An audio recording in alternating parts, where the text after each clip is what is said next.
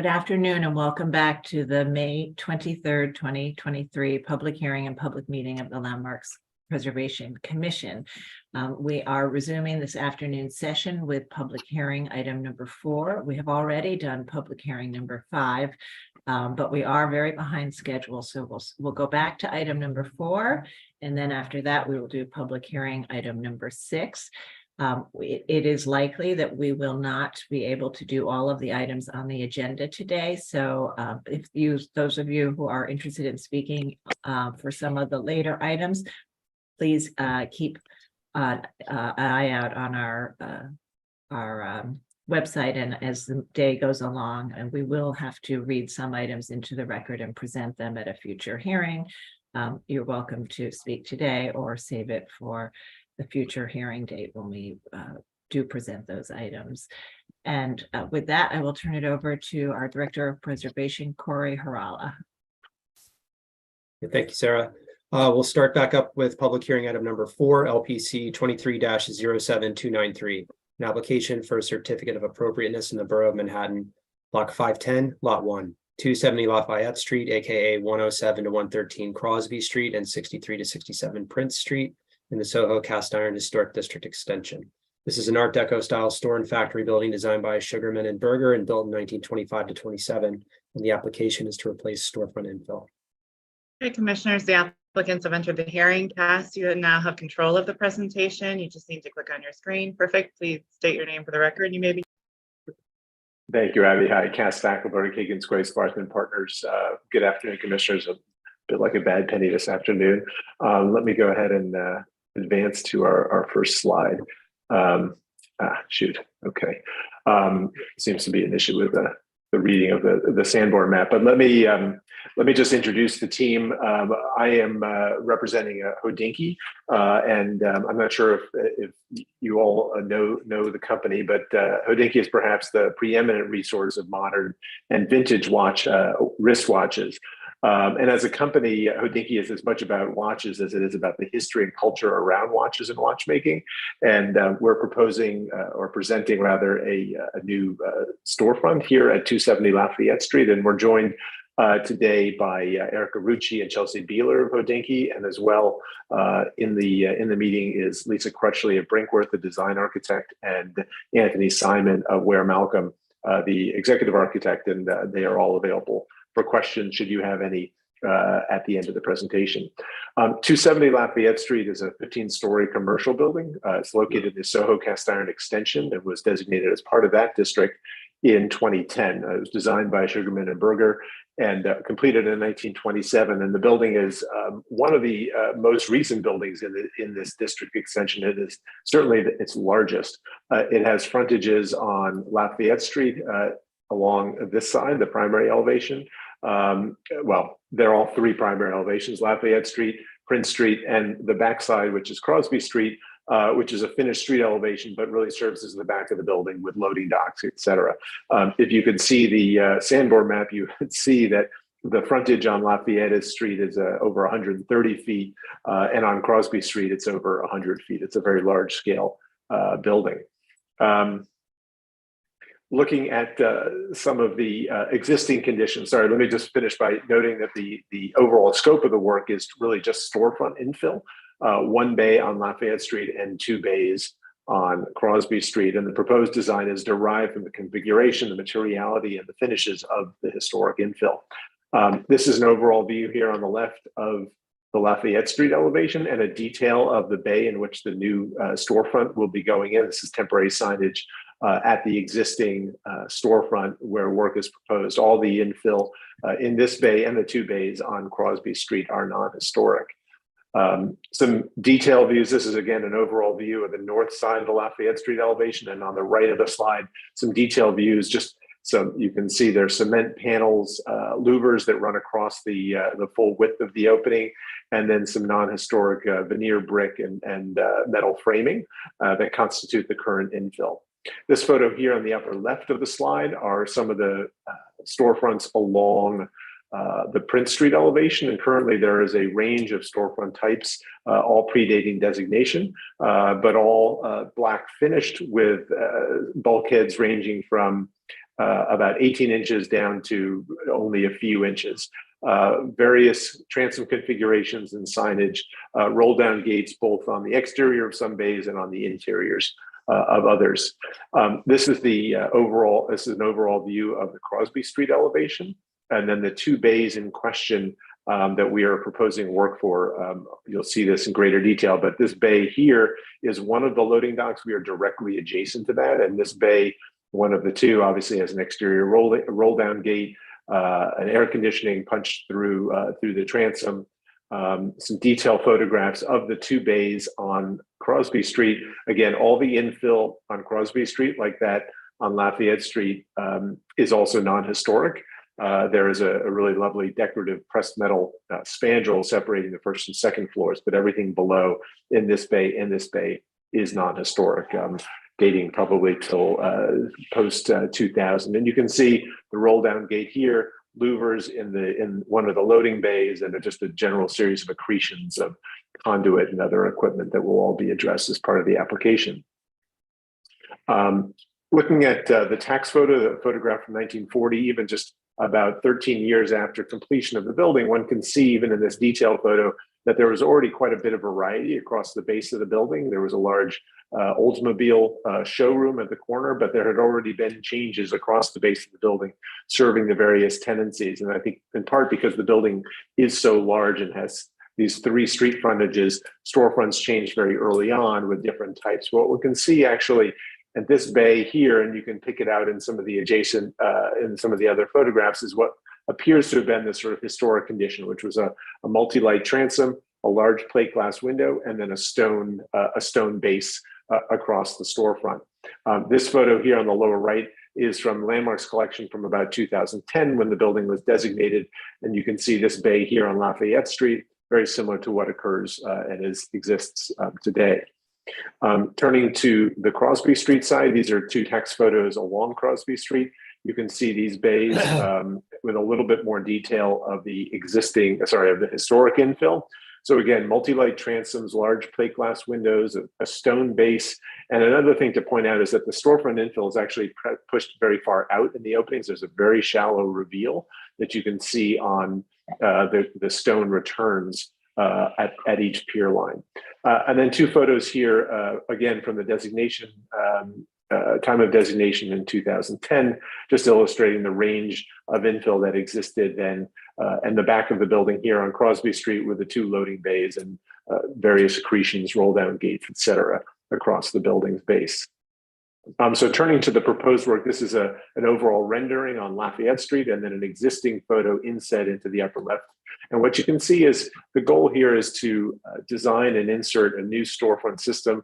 It will be framed in steel, painted with a dark bronze finish, a granite bulkhead at 18 inches, emphasizing transparency both at the transom level with this multi-light transom and through the store windows. Signage is accomplished with very small scale metal letters, under 7 inches in height. And then this sign band or spandrel serves sort of two functions. One, it carries the signage, but it also masks a roll down gate, which is hidden directly behind it. So this sort of unified system is derived from the materiality and the detailing of the historic, but obviously in a contemporary manner. And looking at the Lafayette Street side, the Crosby Street side, again, the two bays here. This is the primary storefront bay on Crosby with double doors. You can see the transparency that's intended directly through the building all the way to Lafayette Street. And then a smaller bay here with a much smaller footprint here that will be part of the store, but sort of a smaller section here to the south, directly adjacent to the loading bay. And then a few things to point out. So louvers, each space has its own HVAC system. There is no centralized system. There are no cooling towers at this building. So each retail space must provide its own HVAC system. So the louvers are concentrated in this bay, the bay closest to the loading bay. I'll also point out this line of open windows. This is actually a building fire stair that continues all the way up the height of the building. That stair comes down actually directly below this window. So we're proposing a back painted glass in this window because the stair and I'll continue actually just to go back just to show you this. The stair actually, you can see in this photo here, this is again on Crosby Street. The stair, basically the stair enclosure abuts the back of this window. So we're proposing, instead of having clear glass that looks into a block enclosure, just to back paint that window. And that's this bay here. There'll be a secondary in-swinging egress door here. This is shorter given what the ceiling conditions are, back painted transom, and then the louvers directly above. Looking at the floor plan with Lafayette Street at the bottom and Crosby across the top, existing on the left and proposed on the right, the primary entries will be on the Lafayette Street side through the double doors here, and the double doors on Crosby Street. And this is the secondary space here on Crosby Street. So you can see in the existing plan, that building stair, it extends across in footprint across the existing storefront. And there's even actually an extension and landing of that stair that goes and extends into the storefront space here. And that impacts both the height of the door and also the need to put back painted glass on the transom. So you can see the smaller space here with back of house uses here, and the main sales area running through from Lafayette to Crosby. An existing elevation on Lafayette Street above and proposed below. And you can see again the organization of the system with a granite water bulkhead or water table, large storefront windows, spandrel and sign band concealing the roll down gates, and the multi-light transom above. And similarly on Crosby Street, existing above and proposed below, same set of parts, granite bulkhead, spandrel panel signage, and then this bay to the south that is sort of serving the building infrastructure and the store infrastructure as well.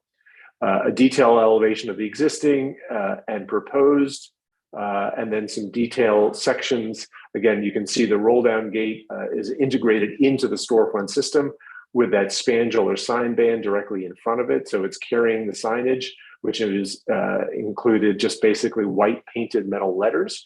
It'll have a slight halo light behind it with indirect lighting. And that conceals the roll down gate. This is cut through the entry bay, and this is cut through the storefront bay. And then in detail, you can see it's a steel system that's finished in a dark bronze, and the bulkhead will be faced in a thick dimensional granite, a dark gray granite, with a slight articulation around the frame of the bulkhead, and then just a simple steel sill, similar to what you could see in that historic tax photo, which had a very simple storefront system. And then on Crosby Street, the existing condition, as I mentioned, the stair enclosure almost abutting the storefront window, and then the proposed elevation with the large plate glass window here on the northern bay with the tall doors, the transom, and obviously the historic spandrels remain. And then in the bay to the south, which is really sort of tied into the store's infrastructure, a series of louvers, back painted glass at the stair and above the door. Sections cut through the Crosby Street entry. Again, similar details, but here with the louvers shown on the upper register, the spandrel the spandrel beam here above the storefront window, the recessed storefront and the recessed door. These additional sections, there's a street clock or clock. It's sort of part clock, part blade sign that's proposed for the Crosby Street side. It'll be attached to the pier, 24 inches in diameter, a metal face, not illuminated, with very small 1-inch letters that say Hodinkee below the arms of the clock to add a little bit of animation to this side of the building and to Crosby Street. Plan view of the clock, as I mentioned, 2 feet in diameter, 3 inches in thickness, and you can see the elevation in detail here. Some details of the signage. The signage is very discreet. It's 6 3/4 inches, a painted metal sign with a indirect lighting behind, mounted directly onto that spandrel, which, as I noted, was doing double duty, is carrying the signage, but also masking the interior roll down gates. And then just returning to the rendering, this on Crosby Street, the 2 bays, you can see the sign, the clock mounted to the pier here, the main storefront bay with the signage here with transparency through to Lafayette Street, and the secondary storefront here with the back painted glass and the louvers without signage. And then on Lafayette Street, that single bay on Lafayette with the component parts with a granite bulkhead, steel storefront system, very small scale signage. And as I mentioned, the storefront infill has all been designed really taking cues from those historic photographs with this sort of slender storefront system, low stone base, and large scale plate glass windows. And with that, I'm happy to take any questions. All right, commissioners, do we have any questions? Okay, let's see if we have public testimony. If you're in the meeting and would like to speak on this item, please raise your virtual hand so we can identify you, and I will turn it over to Gregory Kalla to take us through the testimony. Thank you, Chair Carroll. We received one sign up in advance for this item, so we'll be hearing from them first. That sign up was John Graham from the Victorian Society of New York. So John Graham, I will be promoting you to panelist right now. And if you could please unmute your line and state your name for the record, you'll have 3 minutes to speak. Thank you.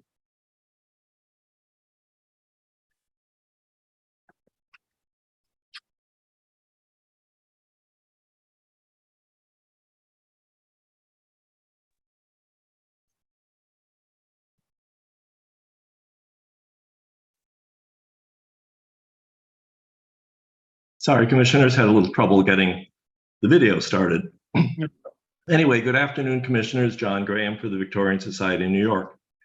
The applicant for new storefront infill and signs at 2 of the street facades of this building seems to have looked at all the modern infill and exposed conduit at the base of this building and decided there was no reason to consider a restorative approach. They also seem to have decided dimension drawings are not required. The VSNY must disagree on both points.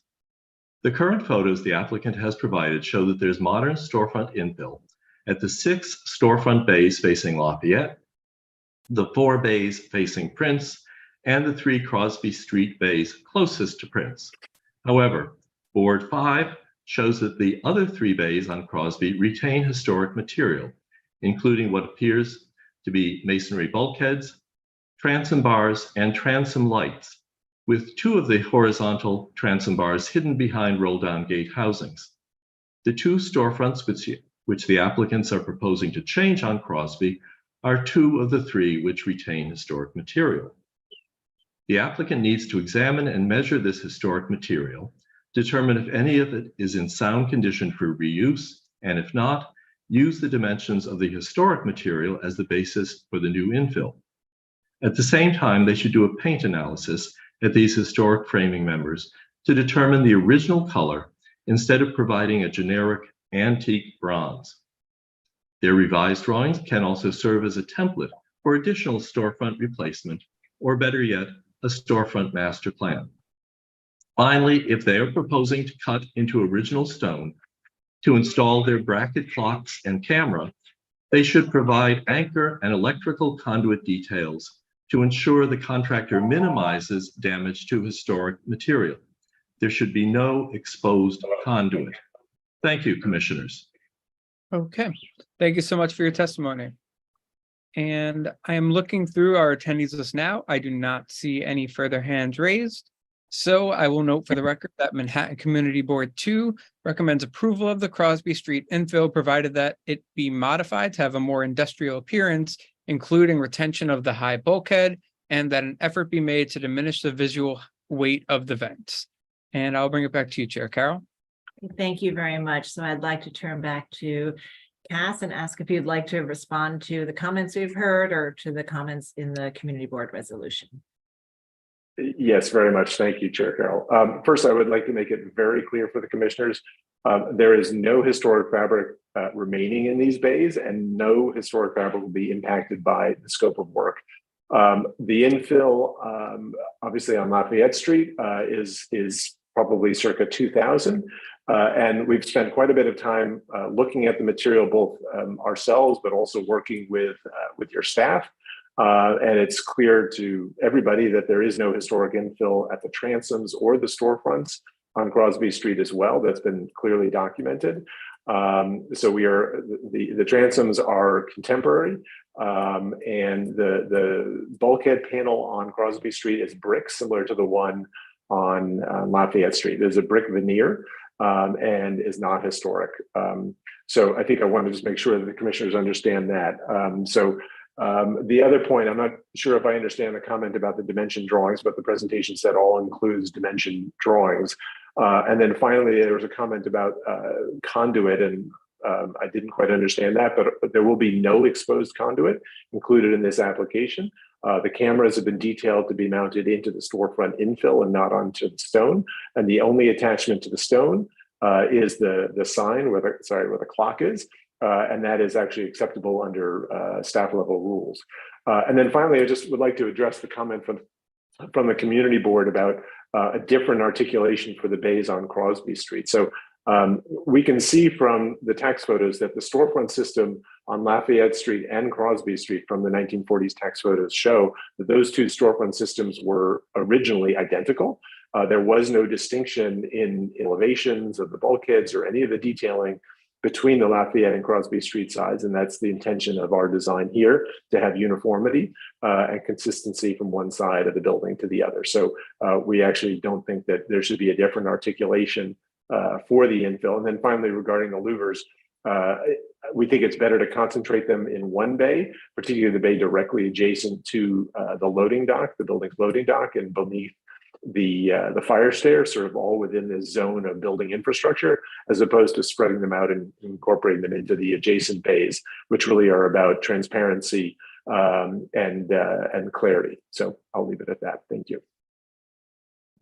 Thank you very much. Commissioners, do we have any final questions? All right, I'm going to ask you all to unmute so that we can move to close the hearing and begin our discussion. All right, Commissioner Chen, would you make a motion to close the hearing? So move. Thank you. And Commissioner Lutfi, would you second that motion? Second. All in favor, say aye. Aye. Any opposed? Okay, the hearing is closed and we'll begin our discussion. And as was presented, this building is a little bit unusual and a little bit later than most of the other buildings in this particular historic district. And the commission's rules that authorize a staff level approval for storefronts require a historic prototype to be identified in this in the historic district in which the application is addressing. And the in this case, because this building is somewhat unique in this historic district, there isn't a historic prototype. So that is really why this application is before us. Many aspects of it actually would in another district meet the rules. I think this is a building that by its type and size and age is akin to some other commercial districts that we regulate. And certainly we have reviewed and approved similar storefront infill at in those historic districts in those buildings. And the last thing I would say is I think that the applicant's goal for uniformity on such a large building that has an impact on the streetscape, I think is a good goal to try to aim for. So with that as kind of a setup, why don't we begin our discussion? Commissioner Master, would you like to start this one? Sure. I can find this appropriate. I think the important points are that they're not removing any historic fabric. And I think in terms of the store infill, I think they're very much in keeping with the other openings in the building. And as you had said, you know, other storefronts that are very similar in this type of building in this district. So I think it's appropriate. Okay, thank you very much. Commissioner Lutfi? I'm in agreement and believe it's appropriate. Thank you. And I Commissioner- do think I do appreciate the fact that both streets relate to each other in terms of the storefront. Thank you. All right, and I also, while we do allow louvers and transoms, I do think sort of consolidating in the bay next to the loading dock makes sense and frees up the other transoms and the other. Yeah, I bays. agree. All right. Vice Chair Bland? I would agree as well. I particularly like the idea of the transoms being able to be freed up where they can be. So, yeah, appropriate. Okay, Commissioner Ginsburg. Agree with my other commissioners, appropriate. All right, and Commissioner Chen. Likewise, yeah. Okay, and Commissioner Goldblum. Great. Okay, I think we have a consensus. Commissioner Master, would you be able to make the motion? Sure. In the matter of LPC 23-07293, 270 Lafayette Street, Soho Cast Iron Historic District Extension, an Art Deco style store and factory building designed by Sugarman and Berger, built in 1925-27. Application is to replace storefront infill. I note that the building style, scale, materials, and details are among the features that contribute to the special architectural and historic character of the Soho Cast Iron Historic District Extension. I recommend approval, finding that the removal of the existing infill, consisting of non-historic brick and aluminum and glass storefronts, will not eliminate significant historic fabric. That the proposed steel storefront systems featuring display windows, recessed single and paired paneled doors, multi-light transoms, and granite-clad bulkheads will be in keeping with storefront infill found on buildings of this type, style, and age in terms of overall proportions and composition of elements. That the proposed powder-coated steel storefront framing with antique bronze finish and black granite bulkhead cladding will harmonize with existing finishes of decorative metal elements and window fenestration found at the upper floors of the building. That the proposed steel roll-down security gate housing set within the interior behind the tall transom bar element will be well integrated within the storefront framing, that the simple profile and details of the storefront systems with multi-light and louvered transoms will relate well to the decorative motif in the paneling above the infill and spare ornamentation found at the building, and that the proposed infill at one storefront bay at Lafayette Street and two storefront bays at Crosby Street will relate well to the variety of storefront configurations found at the Lafayette Street, Prince Street, and Crosby Street facades, and will maintain or improve a level of consistency at the base of the building. Thank you. And Commissioner Goldblum, would you second that motion? Second. Okay, Mark, will you call the vote? Chair Carroll, Aye. Commissioner Bland, Aye.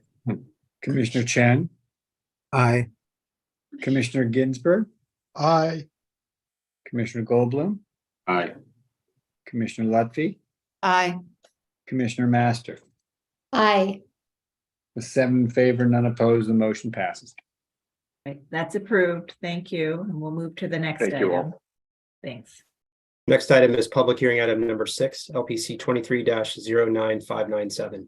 This is an application for an amendment. It's in the Borough of Manhattan, block 1408, lot 31, 177 to 179 East 73rd Street, building individual landmark. It's a Beaux-Arts style garage building designed by Charles F. Hopp and built in 1906. The application is to amend work approved under Certificate of Appropriateness 19-28148 and miscellaneous amendment 19-34214 to reconstruct a secondary facade. Commissioners, the applicants have entered the hearing. Joe, you now have control of the presentation. You just need to click on your screen. And then you can advance the slides using your arrow keys or your mouse. Please state your name for the record and you may begin. Hi, my name is Joe Galea. I'm the principal of JFG Architects. I am the architect of record for this project. The presentation was done by the design architect back in 2018, and we did achieve the certificate of appropriateness at that time.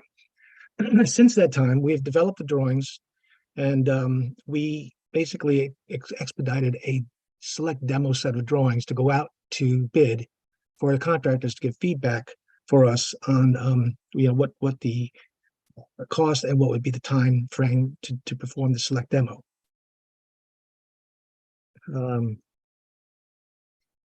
Sorry. So on the first slide, we show on the left what was approved. Of the existing slabs had a scalloped formation steel beams spanned the bearing walls encased in concrete. The sanctuary slab was removed in order to provide a two-story high space, and that's the blue area that you see on the left right here. What we realized was when we tried to demo this area, as well as the adjacent smaller townhouse, which I believe is right here in this slide, to maintain the existing brick wall that was above on the west side was becoming problematic. We got a lot of feedback from contractors, demo contractors, that said that because of the condition of that existing lot line wall, the brick was not in good shape. It had some cracks on it, and they did not recommend trying to save it. In fact, they suggested it could be possibly jeopardized during demolition or to select demolition.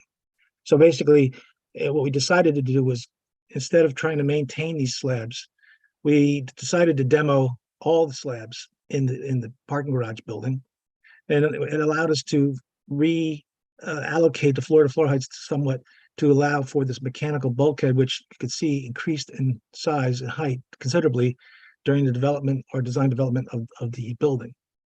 It also allowed us to pull away the slabs from the facade, and we provided this pullback for our stairs.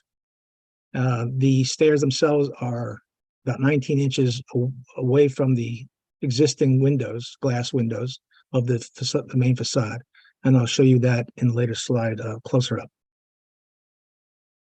What we're showing here is basically that we didn't really change the facade, slight modifications during the design development process of the bulkhead, the glass. Essentially, it's the same look. We also are now showing the lines of the stairs that would be behind the glass. This is the townhouse I was referring to. All the slabs now are coming out of both buildings so that we can maintain a continuous level from one building closure to the other. In this photograph comparison, on the left was the approved design approach for the west wall. The intent was to maintain it. It is a bit of it is a different color. This is the actual color. In the rendering, it was colorized a little bit deeper in terms of brown and red coloration. But in actual fact, this is what it looks like. And its condition is not in good shape. And we don't understand, first of all, why there's such a variation between this brick and, let's say, the brick that was exposed. But in addition to that, we noticed that there were these vertical flues or leaders, enclosures for pipes, flues, or leaders that really we don't require any longer once we've converted this building to a sanctuary for worship. This was the approved west elevation of the parking garage building. Here you'll see that this brick here was redder. The brick that was there, it was shown to be of a brown, but in actual fact, as you saw from the photograph, it was actually more gray than brown. Here's where we showed that we were going to maintain the flues, and we were actually proposing 2 glass block type windows, fenestrations. In our proposed, we decided not to have the flues, not to have the windows, and to just put in new brick, the same brick that was proposed for the rear of this building. And this brick photograph on the right is the actual brick that was approved during the first C of A for the back of the building. So we plan on maintaining the redder brick. It's on a different level, different plane. It's actually pronounced further than this plane, and we feel it's a good point to depart from the attempt to maintain an exact match of this existing red. So right now we're proposing this brick and the originally approved brick to all match. Now, we did go out to the street, as we say in the industry, and we've got a report from a demolition contractor.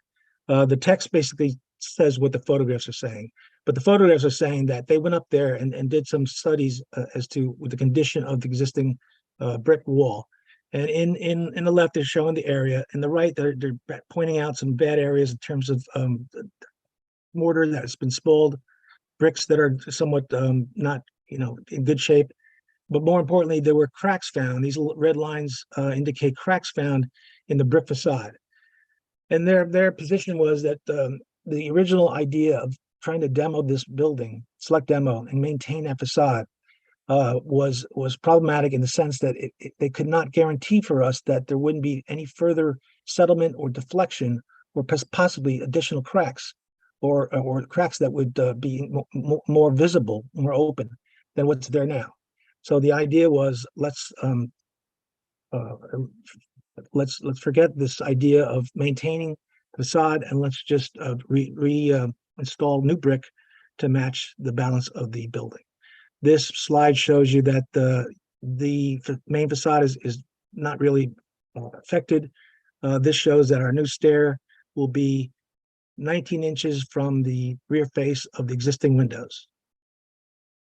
And this shows in plan, and here's our stairs.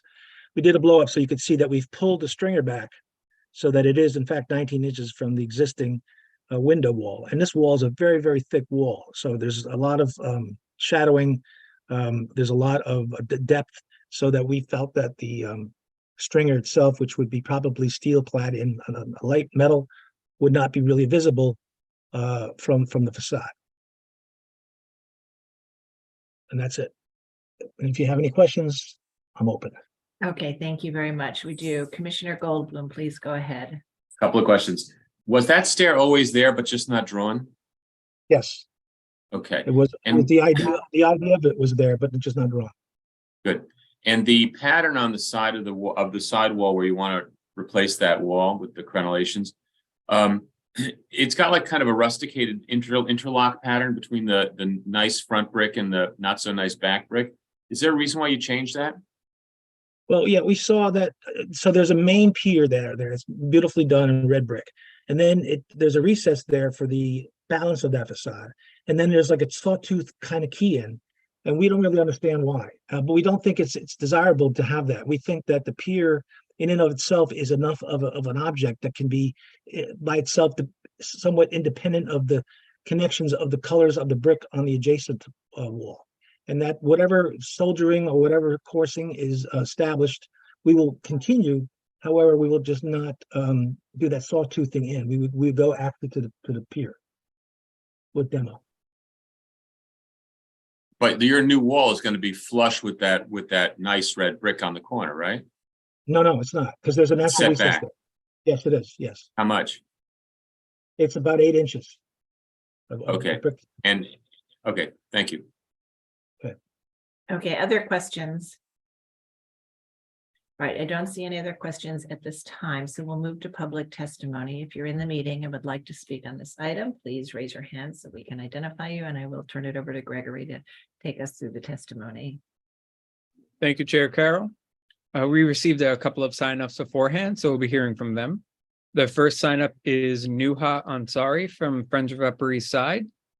So Nuha Ansari, I am promoting you to panelist right now. And if you could please unmute your line and state your name for the record, you'll have 3 minutes to speak. Thank you. Chair Carroll and Honourable Commissioners, this is Nuha Ansari speaking on behalf of Friends of the Upper East Side Historic Districts.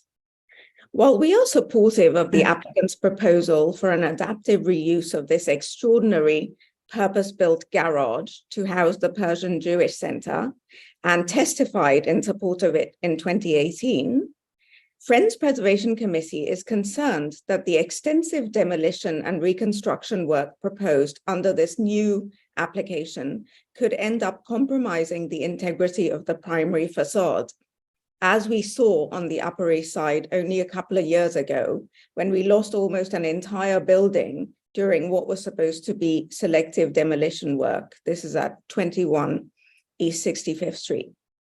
It would be a great pity if the construction work here inadvertently led to the loss of this monumental structure, one of the earliest horseless stables built in Manhattan, on a block that's notable for the number of its extant historic structures for horse and car storage.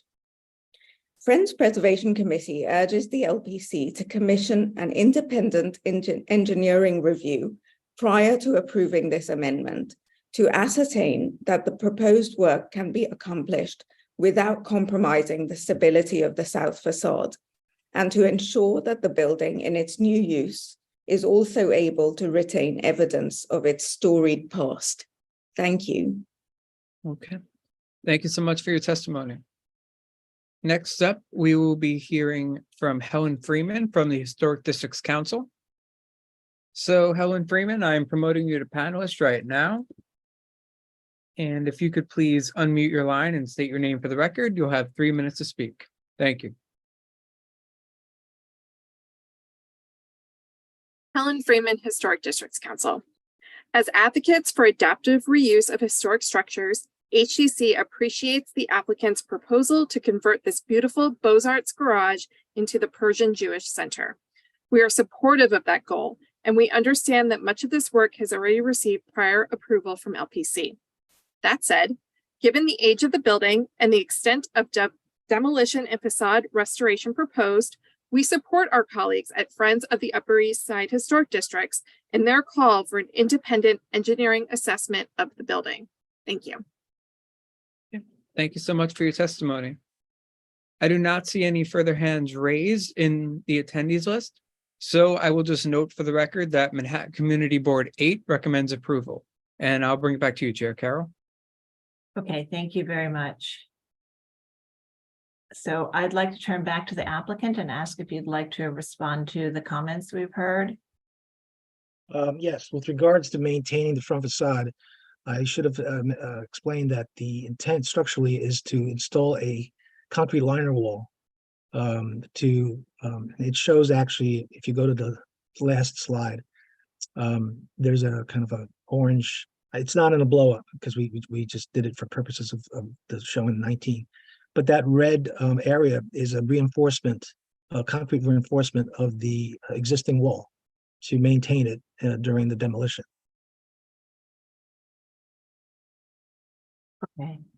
All right. And I would also note that, as many of you know, we have launched a vulnerable buildings action plan. And as part of that plan, we have increased oversight and expanded coordination with the Department of Buildings, including asking the Department of Buildings forensic unit to do an enhanced engineering review before we issue a permit. So that is something we can certainly do in this application to ensure safety. I mean, I think the applicant's point is they're concerned about doing selective demolition might put this wall and then the front wall at jeopardy. And that's why they would like to replace it in its entirety.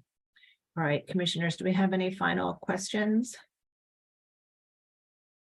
All right, I'm going to ask you all to unmute so we can begin our discussion. And as has been stated, this was a very exciting adaptive reuse project that we had previously approved that included this former garage building and individual landmark, as well as the building next to it. And both buildings will be used for this. So as we've heard, there is a concern about the keeping this wall in place during construction, and they would like to replace it. It is currently in common brick and differentiated from the primary front portions of the building. So they're proposing to do something that matches it and without the flues, thereby kind of squaring off the planar quality. So that's something I think we can discuss as we have our discussion. Sorry, did I just close the hearing? Okay, Commissioner Luffy, would you go ahead and make a motion to close the hearing? I was just going to say, thank So you. moved. Thank you. Commissioner Master, would you second that motion? Second. All in favor, say aye. Aye. Any opposed? Okay, so now we'll begin that discussion. Commissioner Goldblum, would you like to start this one? Sure. Yeah, this was a very exciting project. It is a very exciting project. It's great that it's going ahead. I think that this is an appropriate request, with the exception of they should work with staff. If that detail is salvageable, that kind of rusticated detail profile as the interlock between the common brick and the face brick, I think it would be a proper thing to do that, but they can do that with staff. Okay, thank you. Commissioner Ginsburg? I agree with Commissioner Goldblum, appropriate with the one comment. Thank you, Commissioner Bland. I'm in agreement as well. All right, Commissioner Lutfi. I'm in agreement as well. All right, Commissioner Master. Agree. Right, and Commissioner Chen. No exception. All right, okay, great. And so we have a consensus to allow them to replace this wall, but to preserve that sort of rusticated intersection between the front brick and the side. So Commissioner Goldblum, would you go ahead and make a motion to that? Sure. Regarding 177 to 179 East 73rd Street, an individual landmark, the application is to amend work approved under a C of A 19-28148 and a miscellaneous amendment 19-34214 to reconstruct a secondary facade. I note, oh, I don't note anything. I recommend approval with modifications, finding that the proposed work will not eliminate or damage any significant architectural features, that the proposed work is necessary given the complex shoring required to complete the combining of the building and adjacent building related to their adaptive reuse as a synagogue, that the existing side facades were built primarily with common brick, transitioning to red face brick near the corners as they met the primary facade, and the proposed reconstruction of the east party wall behind the face brick will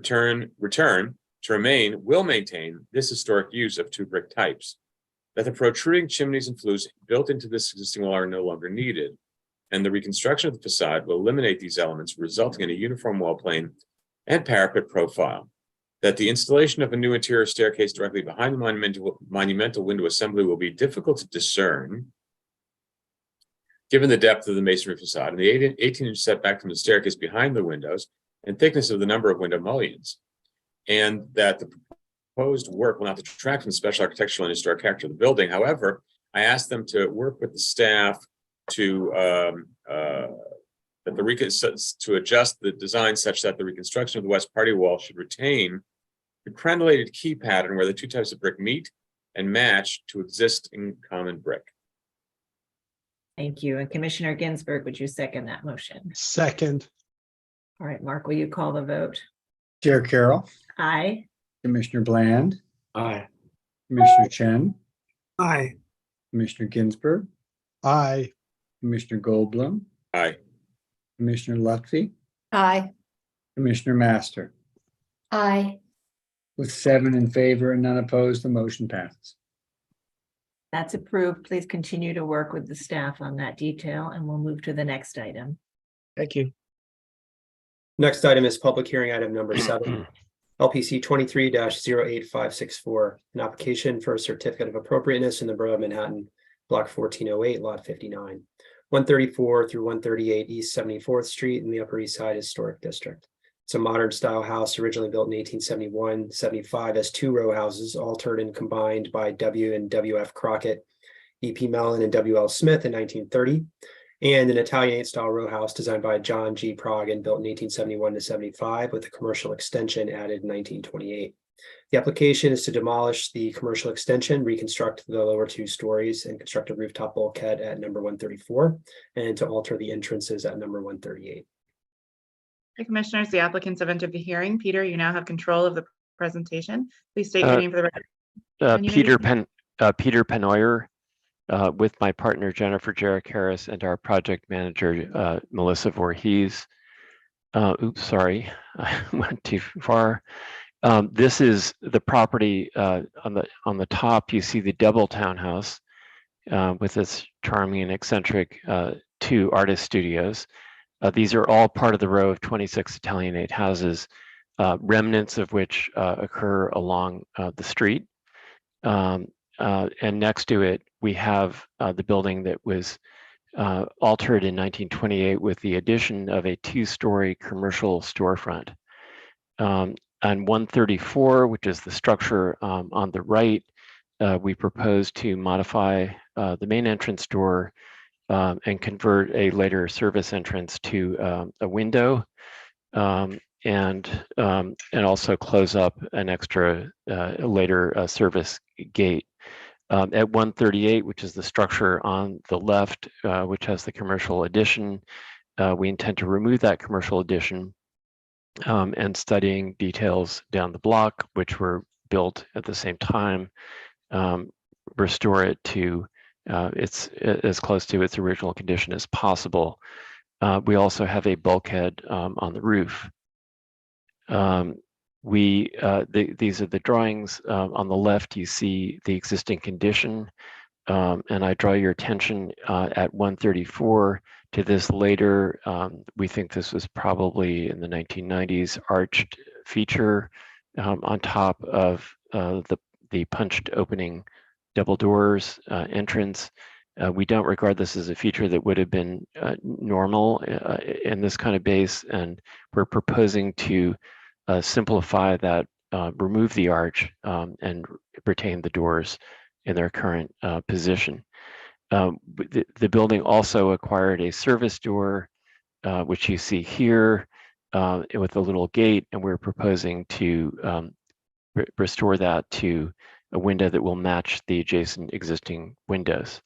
The railing remains the same, and we will be working on a planter, which will be behind this end of the railing.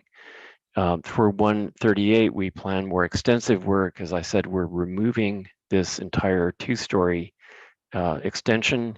It's good to see a client willing to give up real estate, and we're restoring the base of the building, matching details which we were able to determine from research and extant areas.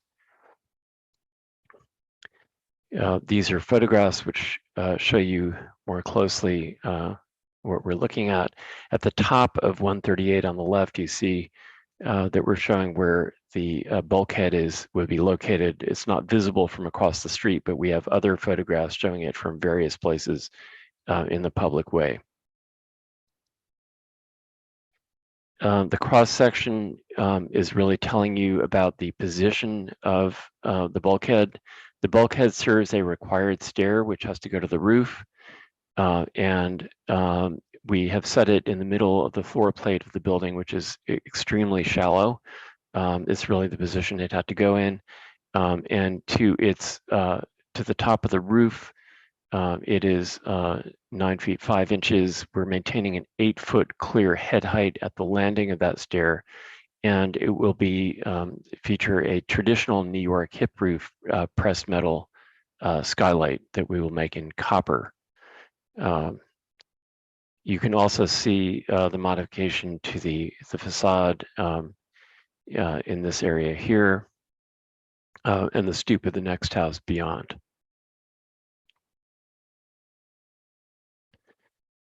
Here are details at 138 on the left, the existing condition. On the right, we're proposing that the areaway be planted as one large planter, and that we have steps going down, lining up with the location of the door. We've chosen to make the door a very simple punched opening in the base, for which we have precedent on the block. We did not think it was appropriate to elaborate it. And our intention in this project overall, even though we're working for one owner, is that the houses not become unified stylistically, but instead appear to be, as they are, different houses in quite different styles. And we discovered in our investigation that this facade at 138 has a coating which covers the original Dorchester stone.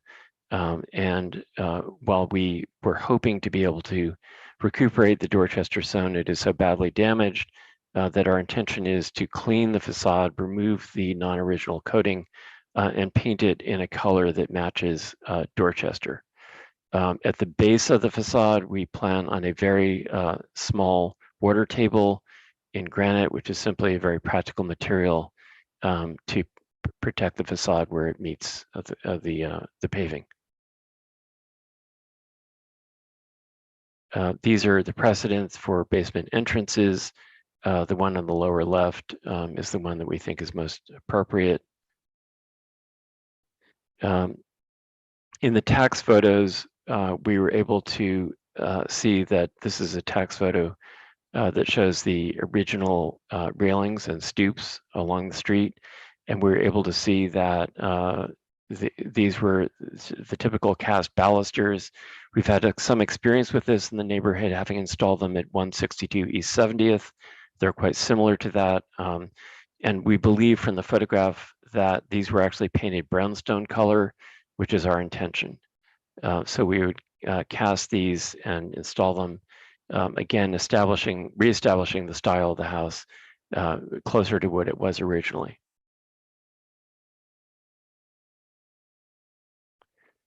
These are our digital renderings of the block to show how our project fits into the streetscape. On the lower left, you see how the Dorchester color approximates what we can tell about the underlying stone. It's very close to the stone on the Bethesda Terrace and Fountain in Central Park. That's the nearest example we can find of it, and there's one house on this block that has it also. It's worth seeing, although we will show you in photographs with the mock-up, that on the lower right you do see our bulkhead with a chimney, and you also see a little bit of it up here as well. These are photographs of the lower band where we built the mock-up of the bulkhead. And on top, you see various sight lines, and I have another slide that shows you more of this. So the most visible, or one of the most visible points, is on the north east corner of Lexington, looking southwest, and you see a little bit of it there. The second arrow is there to point out that a neighbor, number 140, has also put up a mock-up of a proposed addition, which is a separate owner, separate LPC application. The bulkhead brick will match the original. Our intention is to have this feel very much like it was an original bulkhead.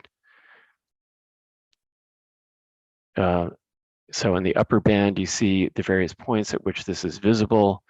And although it is visible from the public way, we feel it is a minor addition to the rooftop roofscape. And it's also set behind this building and number 140. So it's really 2 houses deep into the block.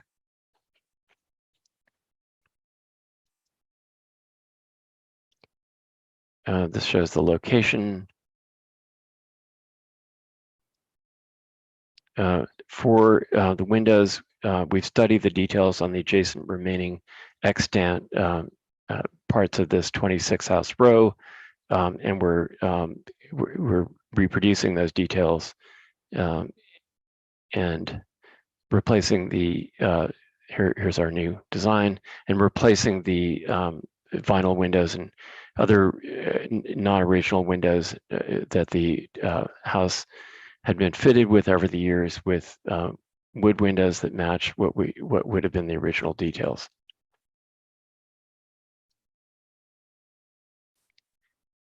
The sills of the main windows on the second floor are based on our measurements of similar sills and panels on adjacent buildings.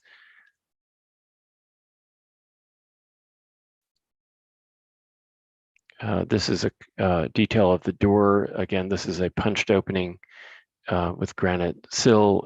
We intentionally, as I said, made it simple and do not want to have an ornamental pediment or any other feature at this point in the facade.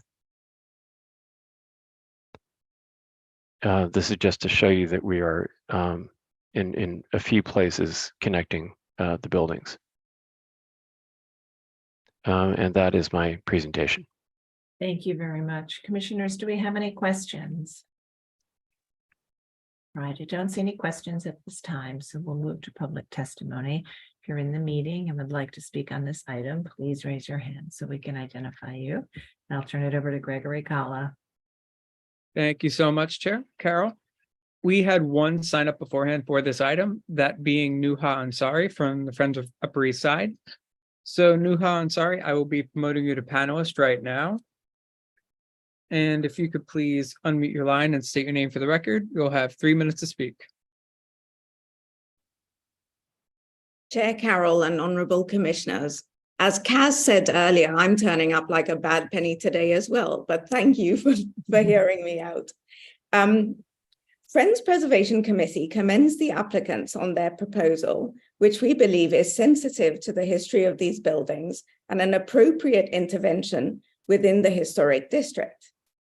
We do not object to the removal of the two-story brick commercial extension at number 134, even though it has been in place since 1928, and to replace it with fenestration that replicates that of the original row house. We also support the introduction of a railing and gate in front of the house, since it would align with the railing of the adjacent building and would not encroach any further into the area of the sidewalk. We are glad that the stair bulkhead will be clad in brick to match the original, and we appreciate the proposed restoration work on the facades of both buildings. We would, however, like to see the curved transom panel above the entrance at number 134 retained, as we think it works in harmony with the other curved elements on the facade. Thank you. Okay. Thank you so much for your testimony. I do not see any further hands raised, so I will just note for the record that Manhattan Community Board 8 recommends approval for this item. And I'll bring it back to you, Chair Carroll. Thank you very much. So I think testimony was largely supportive, but there was a comment about the arched transom above the door. Would you like to respond to that, Mr. Penoyer?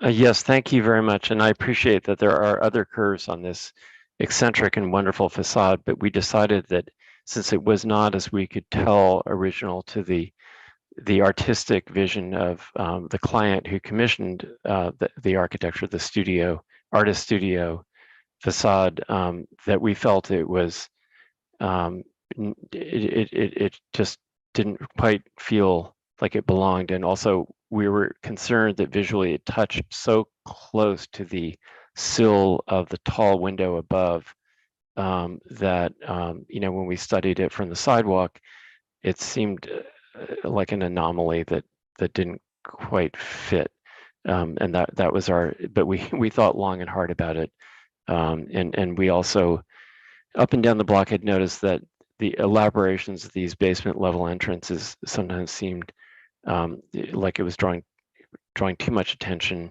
and making these doors seem perhaps more important than they really are. But understood that some people may like this. Thank you. Commissioners, do we have any final questions? All right, I'm going to ask you all to unmute so we can close the hearing and begin our discussion. All right, and Commissioner Goldblum, would you make a motion to close the hearing? Moved. And Commissioner Chen, would you second that motion? So moved. And all in favor, say aye. Aye. Aye. Any opposed? All right, the hearing is closed and we'll begin our discussion. And there are a few different components. One is to remove the two-story storefront extension and do a new facade behind using a basement entrance that is typical of many of the altered row houses in the district, and restoring a gate based on the fence, based on the historic ironwork at the building seen in the tax photo. And then at the other building, 134 East 74th, modifying the entryway, restoring a service door to a window opening, and back on 138, the stair bulkhead, which can be seen in the context of and against the backdrop of other buildings and other utilitarian rooftop accretions. So we'll begin that discussion. Commissioner Ginsburg, would you like to start this one? Yeah, I find this appropriate. I appreciate that they're removing the addition, and the bulkhead seems reasonable and necessary for stair access, and is not visible from across the street, but is visible from a distance. And they have done a thoughtful job, I think, and I find this appropriate. All right, great, thank you. Vice Chair Bland? I'm in agreement. Certainly the removal of the storefront addition is warranted and well done here. I have to just wonder, I mean, this bazaar kind of wonderful because it's so unusual. What if it were in our hands today? What would we have done? Probably not allowed it, but I'm glad it's there, and I'm glad that Peter Penoyer, a real master in this kind of tweaking with such finesse, is in charge. So I think it's really very well done. Thank you. Commissioner Goldblum? Highly controversial, highly divergent. But I think, given the liberal tenor of the day and of the mission, I think it's appropriate. Thank you. Commissioner Chen? Yeah, in agreement here. I think the facade is much improved as a result of the removal of the addition. Commissioner Lutfi? Oh, I agree on all fronts and truly appreciate the applicant's attention to detail on this project. Thank you. And Commissioner Master? Agreed, appropriate. Okay, so I think we have a consensus to approve. Commissioner Ginsburg, would you read the motion? I will. I just want to thank Commissioner Goldblum for his humor in what's a long day. Yes. With way to get through it. regards to Yes. LPC 23-08564, 134-138 East 74th Street, Upper East Side Historic District, a modern style house originally built in 1871 to 1875 as a two townhouses, altered and combined by W and W F Crockett, E.P. Mellon, and W.L. Smith in 1930, and an Italianate style row house designed by John G. Prague and built in 1871 to 1875, with commercial extension added in 1928. Application is to demolish commercial extension, reconstruct the lower 2 stories, and construct a rooftop bulkhead at 134 and alter the entrance at 138. I note that the building style, scale, materials, and details are among the features that contribute to the special architectural historic character of the Upper East Side Historic District. I also note that number 134 and number 136 were combined and altered in the early 20th century, and this project will combine number 138 with the expanded residence. Finally, I note that the exposed upper portion of the sandstone facade at 138 are coated with thorough and paint, and probes indicate the coating will be difficult to remove without damaging the underlying masonry. I recommend approval, finding that the existing 2-story commercial addition at 138 East 74th Street is a later alteration, and that its removal will not eliminate any significant architectural or historic features of the building. That reconstructing the lower portion of the facade with new cast stone to match existing sandstone aligned with the original upper stories and featuring lintels and sills with matching profiles and ashlar masonry, while not restoring the missing stoop, will bring the building closer to its historic appearance. That painting the reconstructed portion of the facade to match the upper stories will provide a uniform surface and appearance, as the coating at the upper stories cannot be successfully removed without damaging the stone. That the proposed brick-clad rooftop, stair bulkhead, and chimney flue will not be seen directly over the front facade, and although highly visible from the east on Lexington Avenue, will be seen in a complex roofscape against a backdrop of much taller brick buildings, thereby helping them to recede from view. That the proposed modifications to the enframement of the main entry door at 134 East 74th Street, which was previously modified, will not eliminate significant historic fabric, and the simpler design will relate well to the overall composition and fenestration of the facade. that the removal of the secondary door at 136 East 74th Street and the elimination of the gate in the ironwork will not eliminate any or damage any significant historic features, and then the work will not detract from the special architectural historic character of the building or the Upper East Side Historic District. Thank you. And Vice Chair Bland, would you second that motion? Second. Mark, will you call the vote? Chair Carroll, Aye. Commissioner Bland, Aye. Commissioner Chen, Aye. Commissioner Ginsburg, Aye. Commissioner Goldblum, Aye. Commissioner Lutfi, Aye. Commissioner Master. Aye. With 7 in favor, none opposed, the motion passes. All right, that's approved. Thank you very much. Thank you very much. Thank you. We'll move to the next item. The next item is public hearing item number 8, LPC 23-08973, an application for a certificate of appropriateness in the Borough of Manhattan, Block 1895, Lot 8, 611 West 112th Street in the Morningside Heights Historic District. This is a Renaissance Revival style apartment building designed by Israels and Harder and built in 1903 to 04. And the application is to install a cornice, windows, and a barrier-free access ramp. Okay, Commissioners, the applicants have entered the hearing. Liz, you now have control of the presentation. Please state your name for the record, and you may be. Thank you. Liz Lieber, Managing Partner of Buyer Blinder Bell Architects. Hello, everybody.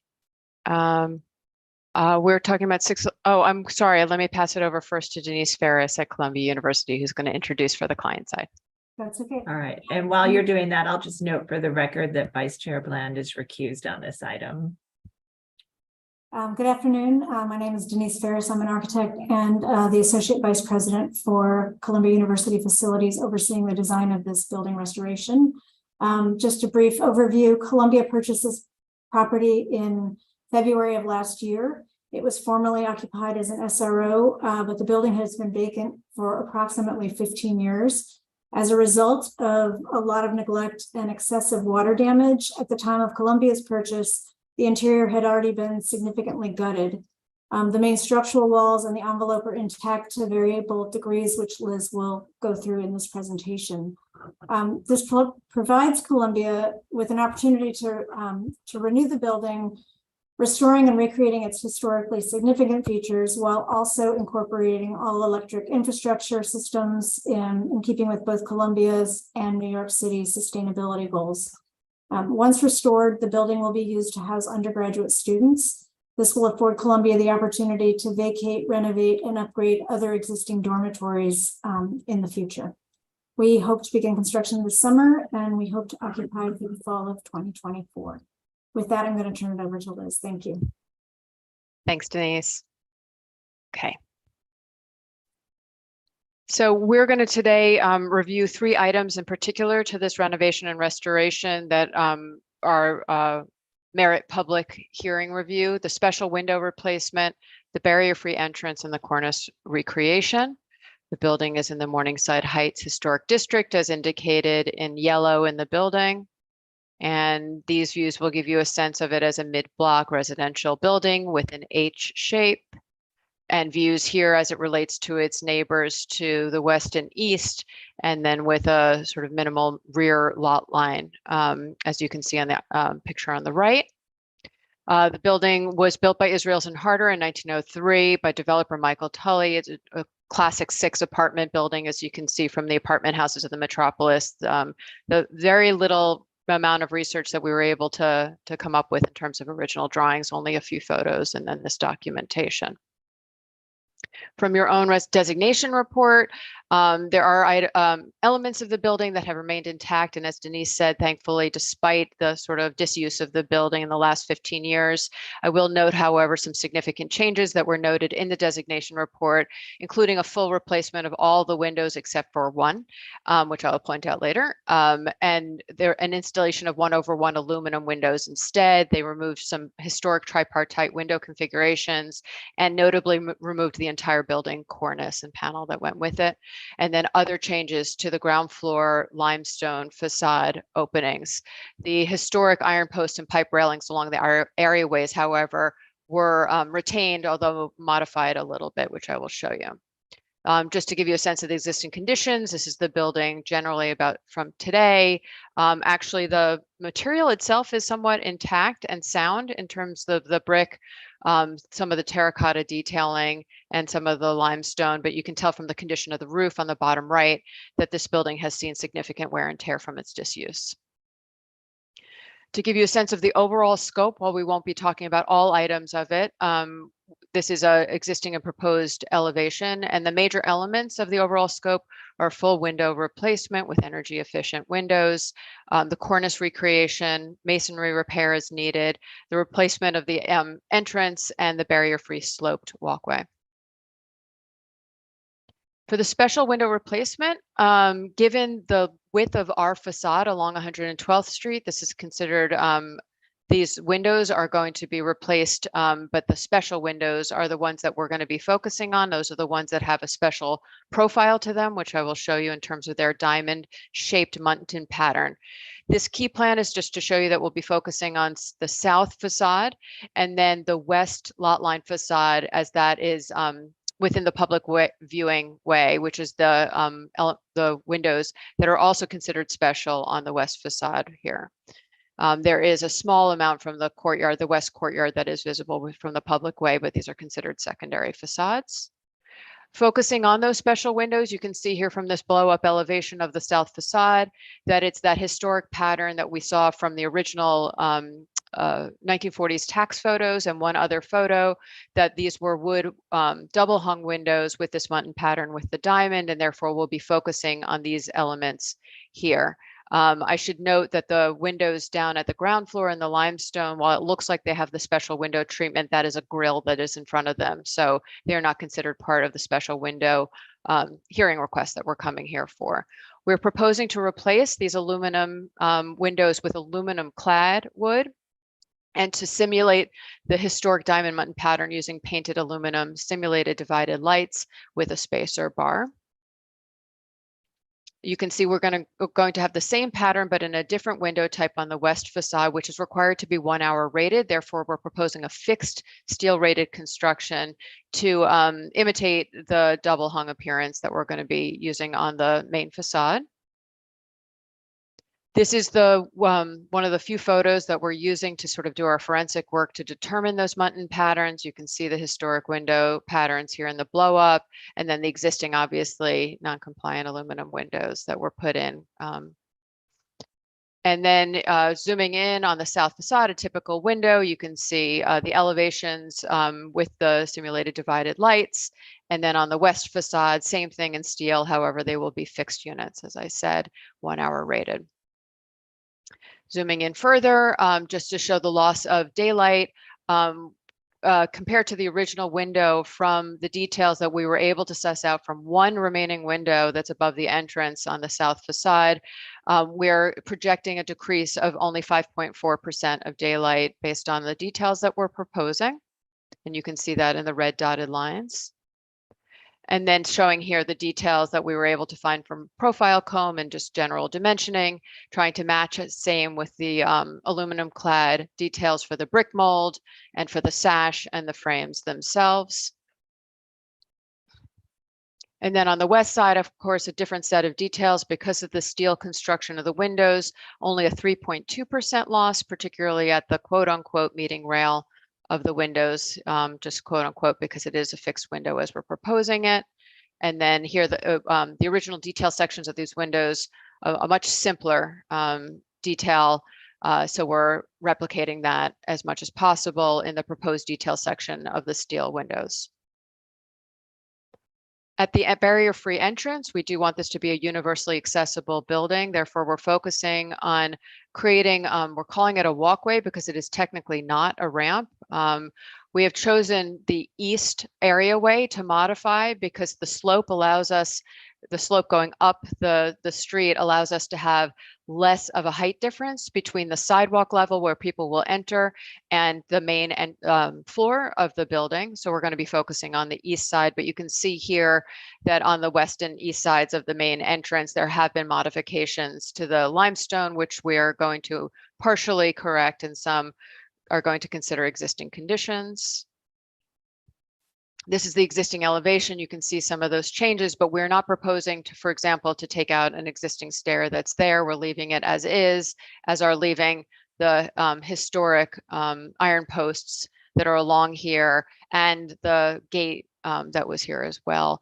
You can see here there's a sloped gate rather than a stepped gate, sloped railings rather than a stepped railing, and that was original to the design.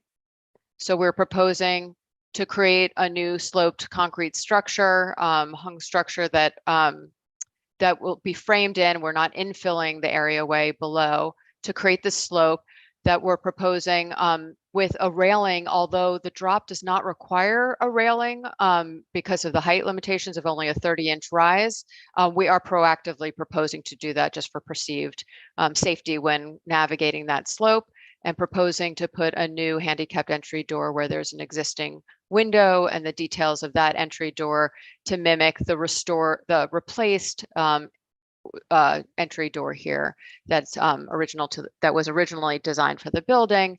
I should also note in these colored elevations that we have done historic paint analysis, got back to the original colors, which are matched to a Munsell color that's very close to the limestone material, and we'll be restoring that limestone and painting all of the windows in that sash and frame color that we found through the testing analysis. Zooming in a little bit, you can see, again, leaving this historic railing intact and then choosing a very, very simple railing profile, not imitating it because we feel it's a new insertion, facing it with limestone so that both vertical faces along the south facade are shown in limestone, and then using granite pavers on the slope and the landings, which will be matching with the existing granite that's on the stoop and the columns at the main entrance. The painted metal handrail that we're proposing has a picketing that we use the same dimensioning as what's in the muntins up above or in the security grills on the first floor. So there's a reference point to the scale and proportion of the windows, but no replication, for example, of the based on the historic posts. But some of our details refer to those posts by using a railing, a round railing, creating an escutcheon detail at where we're doing a post into the concrete. So there's reference to it. And here's the existing conditions of the building. And then proposing here, you can see a rendering that shows the integration of that slope, very gentle slope, going up to the new handicapped entrance. At the cornice, these are the few images that we have of the cornice, and we also searched around for Israel and Harder's other buildings in the city that could give us a reference point and also catalog details for buildings of that era to try to recreate, because there were not drawings to be found. This is the existing conditions. I'll actually note here that the gutai here, these small terracotta elements, are the only remaining elements on the building in terms of the cornice. Here's a proposed 3D view of our replication of that. Some things to note: while the gutai are indeed existing, because we have to rebuild the entire parapet, because we're actually placing and pouring an entirely new roof slab, given the severe deterioration, we're going to have to rebuild that entire parapet. As such, we're going to lose the gutai in terms of being intact, but we will salvage them and use them as a mold for the GFRC cornice that we're proposing to install. That cornice will have different jointing than a typical terracotta jointing. Our units, as shown in these two different colors of blue, will be generally about twice as big as the original one, but we're going to put in faux jointing within the units to replicate what the original coursing might have been on it. I'll also note that this existing panel is here. That is to be determined. We're hoping that we would be able to retain it and replace it. But again, given the level of parapet replacement and slab pouring that we're going to have to do, at the very least, again, we will remove it and use it for profiling. And then finally, a section through the cornice, both at the low parapet as well as the high parapet. You can see that this is all made out of GFRC with a cast stone panel that will match the historic one that we'll salvage for looking at the details. I believe that is our last slide. Okay, great. Thank you so much. Commissioners, do we have any questions? Yes, Commissioner Ginsburg. Are you doing, I'm very happy to hear you're electrifying. Are you doing anything besides the windows and new roof to increase the thermal barriers of the facade? Yes, we absolutely are, because it's our first step towards energy savings before putting in new systems, as I'm sure you know. We are doing woofy testing on the facade to make sure that the brick can withstand the level of insulation that we want to put in on the inside face of the exterior facades. So we're going to be doing a pretty significant insulating program on it. And then the windows themselves will be double glazed units with a low E coating. So that's going to be our envelope, will be our best strategy with high R values as well before we start installing our electrified equipment. Thank you. All right, other questions? All right, let's move to public testimony. If you're in the meeting and would like to speak on this item, please raise your hand so we can identify you, and I'll turn it over to Gregory Kalla to take us through any testimony. Okay, thank you, Chair Carroll. We did receive one sign up beforehand from Laura Friedman from the Morningside Heights, but I do not see Laura Friedman's hands raised. So Laura Friedman, if you are still with us and would like to speak, could you please raise your hand? Okay. I'll give her one more moment. Yes, okay. I did see that she raised her hand, so I will promote you to panelist right now. And if you could please state your name for the record and unmute your line, you'll have 3 minutes to speak.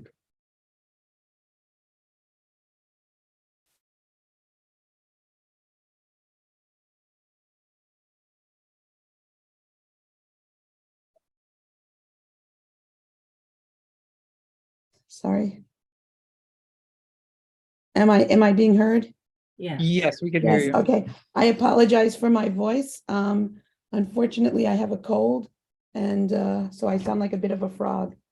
My name is Laura Friedman, and I'm the president of the Morningside Heights Historic District Committee. I've been a resident of Morningside Heights for 47 years. And thank you for the opportunity to let us express some of our concerns regarding Columbia's plans for the landmark 611 West 112th Street. Morningside Heights Historic District Committee would like to say that Columbia University has given a lot of thought into restoring the building and has included many of the original defining historic design elements that make this building an important part of our historic district. We especially look forward to the return of the cornice.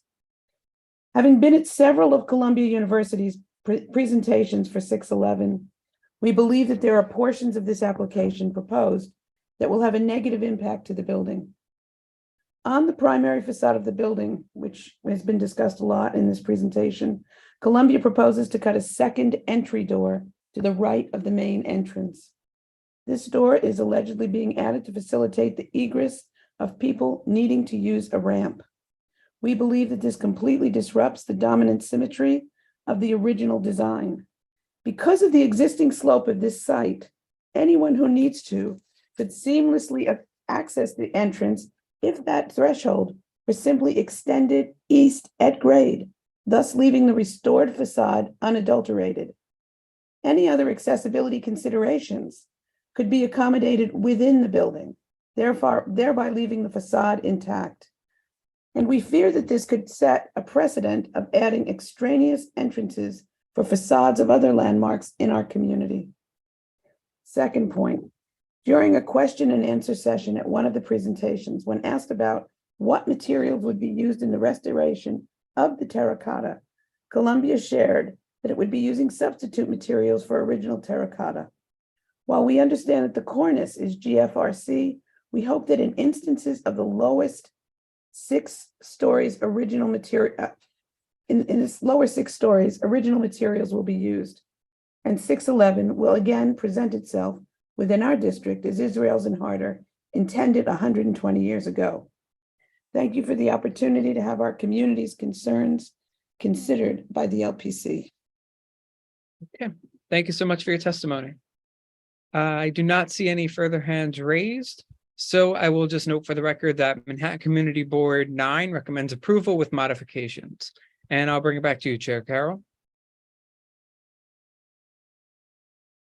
Thanks very much.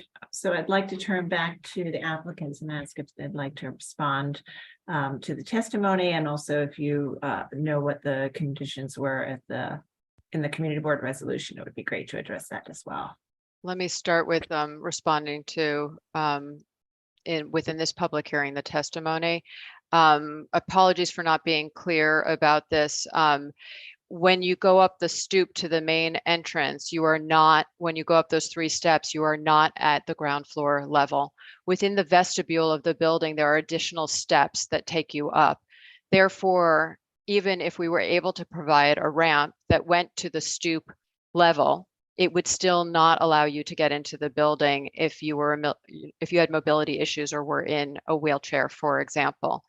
Therefore, our door that we're putting in gets you to the proper grade level, not to the vestibule level. In addition, there are details at the stoop entrance, including the columns, the granite columns, that do not allow for clearance to go directly onto that stoop level, even if we were able somehow to mitigate the difference between the ground floor level and the vestibule level.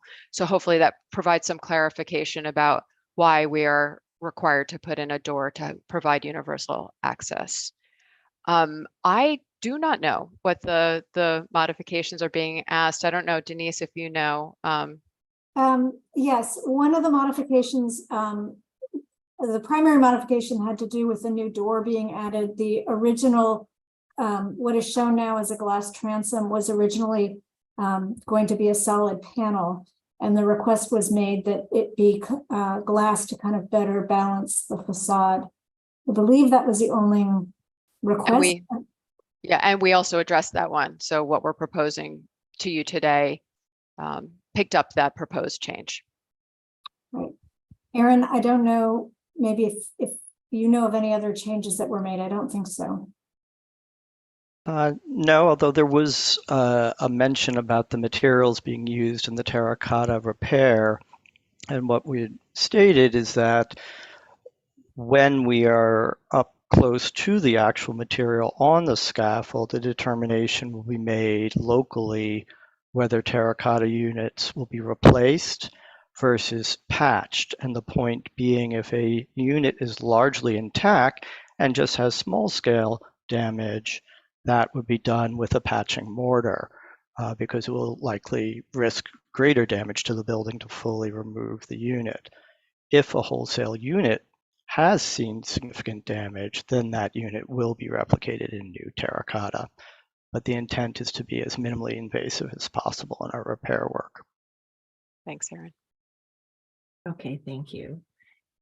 All right. And of course, the terracotta repair is something that would be reviewed at staff level, and so staff can work closely with them on that. Commissioners, do we have any final questions for the applicants? All right, I'm not seeing any final questions, so I'm going to ask you all to unmute so that we can close the hearing and begin our discussion. Commissioner Ginsburg, would you make a motion to close the hearing? I so move. Thank you. And Commissioner Master, would you second that motion? Second. All in favor, say aye. Aye. Aye. Any opposed? Okay, the hearing is closed and we'll begin our discussion. So we have a number of components to discuss. One is the proposed ramp, which is being constructed in similar materials to the building, and the applicants had explained that there isn't clearance to get onto the landing at the main entrance, and that vestibule is actually not the main floor level height. And so they're also proposing turning a window into a door to provide universal access.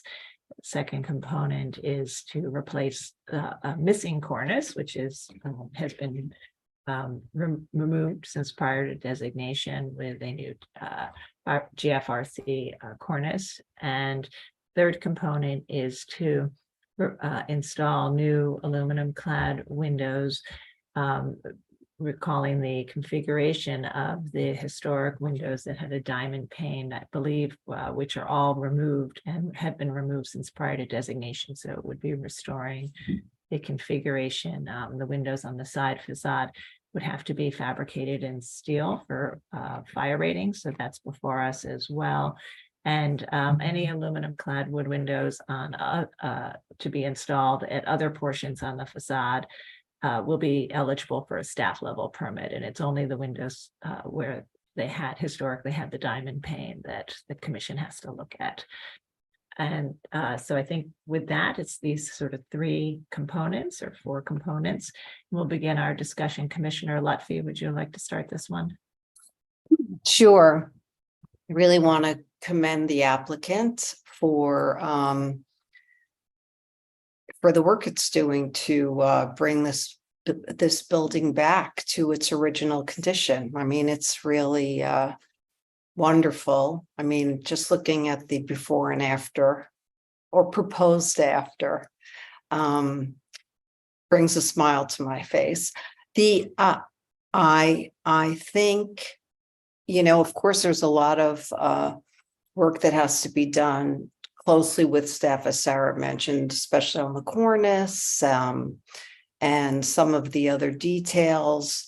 The ramp seems fine to me, and thank you for explaining the change in levels, as well as the door. I think the only thing for me that is at question is with the windows, why you're doing simulated windows instead of applying the muntins on the, you know, all the way through.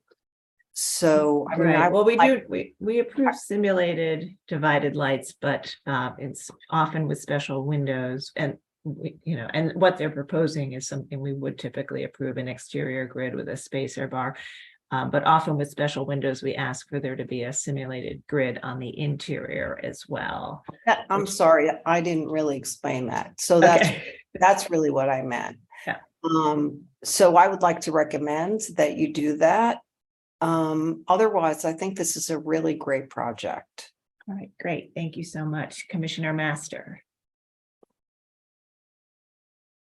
I agree with Commissioner Lufty's comments.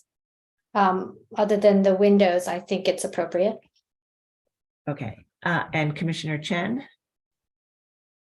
Yeah, likewise here. I think I like the explanation about the ADA access, and I just for my personal comment, the only thing that stood out for me was the handrail. Obviously, I understand going up the hill and you turn, the fact that you're providing additional handrail that is, even though not required. I just thought that there's a flow maybe of a different pattern, but I don't know what the solution is. Right. I mean, there are the code has very specific requirements for the spacing and the railing. Right. Exactly. Yeah, that was what I was referring to. Okay. Commissioner Goldblum. Now, taking up on what Wellington was saying, I thought that the applicant said that the ramp did not need a railing because of the height it was ascending.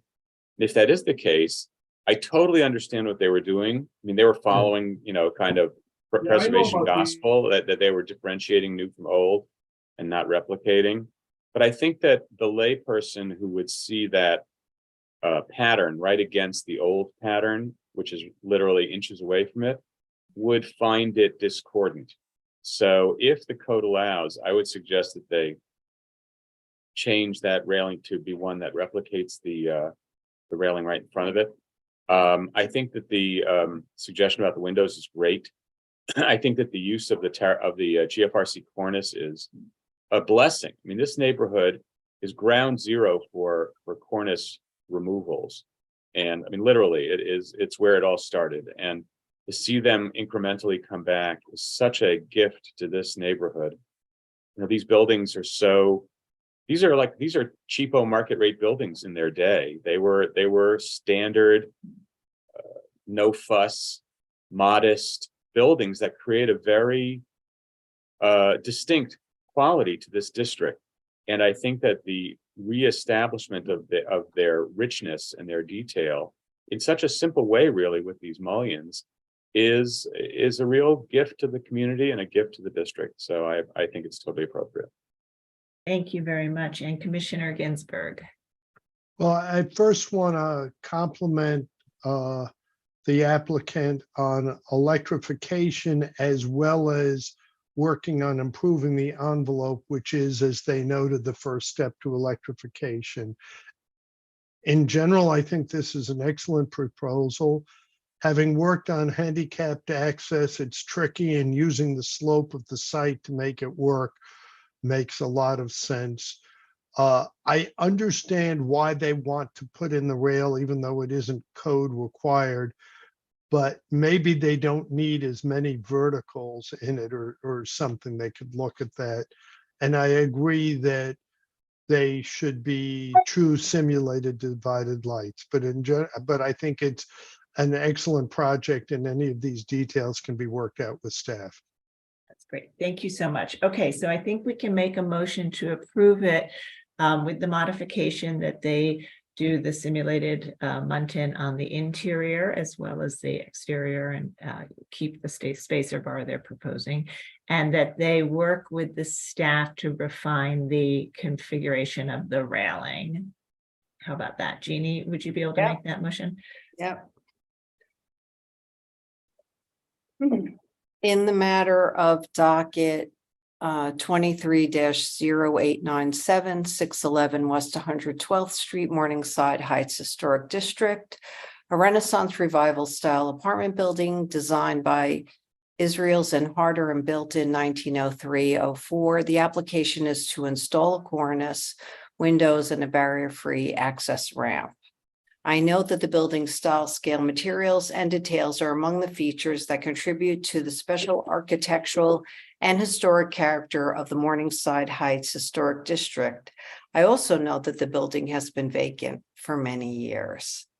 So thank you again. I recommend approval with modifications, finding that the historic special windows and cornice were removed prior to the designation of the historic district. Therefore, the proposed work will not eliminate any significant architectural features of the building. That the proposed metal-clad wood windows at the primary facade will match the historic windows in terms of configuration, operation, details, and finish. The change of material to metal-clad wood will not be readily perceptible when seen from public thoroughfares. That the proposed steel windows at the secondary west facade will match the historic windows in terms of configuration and finish. And the proposed steel material detail variations and fixed operation will not call undue attention to themselves and are required by the fire code. That the filling in of the east areaway and construction of a ramp that will allow for barrier-free access to the building in the least obtrusive manner possible.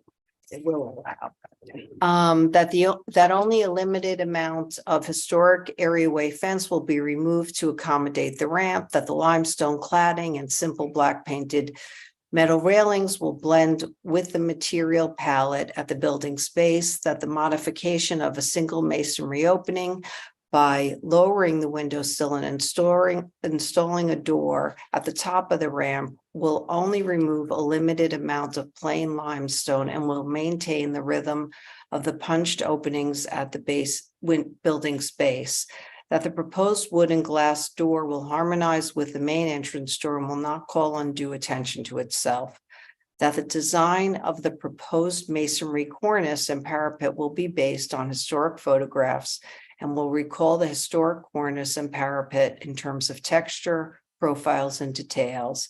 That the GFRC substitute material will be finished to match the remaining fragments of the historic terracotta cornice and will harmonize with the other masonry found at the building, and that the proposed work will enhance the special architectural and historic character of the building. I also recommend that the internal spacers and muntin grills be installed behind the exterior grills at the new windows, and that the applicant work with staff to refine the configuration of the vertical railings of the ramp, of the ADA ramp leading up to the door. Great, thank you. And Commissioner Goldblum, would you second that motion? Second. Mark, will you call the vote? Chair Carroll, Aye. Commissioner Bland. Oops, recused. Commissioner Chen, Aye. Commissioner Ginsburg, Aye. Commissioner Goldblum, Aye. Commissioner Lutfi, Aye. Commissioner Master. Aye. With 6 in favor and none opposed, the motion passes. All right, that's approved, and please continue to work with the staff.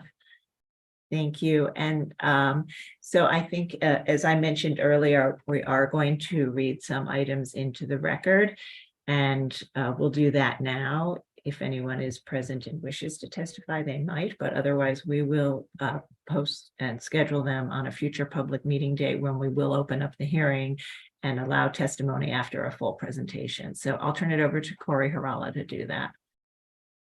Okay, thanks, Sarah. And it will be the 4 items from Brooklyn, items 9 through 12 that we'll be reading into the record. Item 9, LPC 23-02669, that's 150 Calyer Street in the Greenpoint Historic District. Item 10, LPC 23-09241, 40 Garden Place in the Brooklyn Heights Historic District. Item 11, LPC 23-09185, 422 7th Avenue in the Park Slope Historic District Extension. And finally, item 12, LPC 23-03010, 120 Kingston Avenue in the Crown Heights North Historic District, all read into the record to be presented at a future public hearing date. All right. Thank you all very much for your hard work today. It was a long day, but we did a lot and we heard a lot, and we had some, we had a great designation. We had a robust hearing on our proposed rules amendments, and we reviewed a number of applications. And I thank you always for your hard work and your dedication to the work that the agency does. So thank you all.